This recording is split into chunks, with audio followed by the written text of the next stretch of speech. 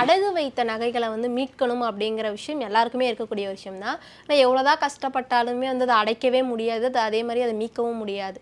So அதுக்கு வந்து மாந்திரிகத்தில் ஏதாவது வழிமுறைகள் இருக்கா? மாந்திரிக முறையில் சில மைகள் இருக்குது, எச்சினிகள் இருக்குது, தேவதைகள் இருக்குது, அப்படியும் பண்ணலாம். அப்படி இல்லைன்னா நீங்கள் வந்து என்ன பண்ணுன்னா பணம் வரக்கூடிய விஷயத்தில் நீங்கள் வந்து இப்போ ஒரு 10 சவரன் நகை வச்சுட்டுருக்குறீங்கன்னு வச்சுங்க. அந்த 10 சவரன் நகையில் ஃபஸ்ட்டு நீங்கள் என்ன பண்ணுங்கன்னா ஒரு முக்கியமான ஒரு நாள் எடுத்துங்க. பூச நட்சத்திரம், ஞாயிற்றுக்கிழமை வர பூச நட்சத்திரம் அன்னைக்கு பண்ணலாம். இல்லைன்னா வெள்ளிக்கிழமை, இல்லை கேட்டால் செவ்வாய்க்கிழமை, செவ்வாய் வர இந்த நாளில் நீங்கள் என்ன பண்ணுன்னா போயிட்டு ஒரு 5000 10,000 கட்டிட்டு வந்துடுங்க. அந்த 5000 10,000 கட்டிட்டு வந்துட்டு நீங்கள் திரும்ப என்ன பண்ணுங்கன்னா அப்பப்போ ஒரு 5000 1000 கட்டிட்டு வரணும். அதுக்கு முன்னே நீங்கள் என்ன பண்ணுன்னா இந்த பணம் வசி சம்மந்தப்பட்ட அந்த ஏலக்காய், கிராம்பு, பச்சை கற்பூரம் இதெல்லாம் வந்து பூஜை அறையில் வச்சுட்டு நீங்கள் வந்து என்ன பண்ணணும்னா அந்த பணத்தை பூஜை பண்ணணும்.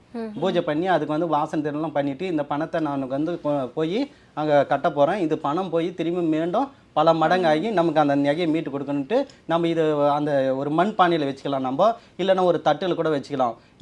என்னை பொறுத்தவரை பச்சை கற்பூரம் இருந்தால் அந்த பச்சை கற்பூரத்தை வச்சு நீங்கள் பூஜை பண்ணிட்டு எடுத்துன்னு போய் நீங்கள் அதில் கட்டிட்டு வந்தாவே இதே வசியம் பண்ணி போய் வந்து ஒவ்வொரு நகையும் நம்ம மூட்டலாம்.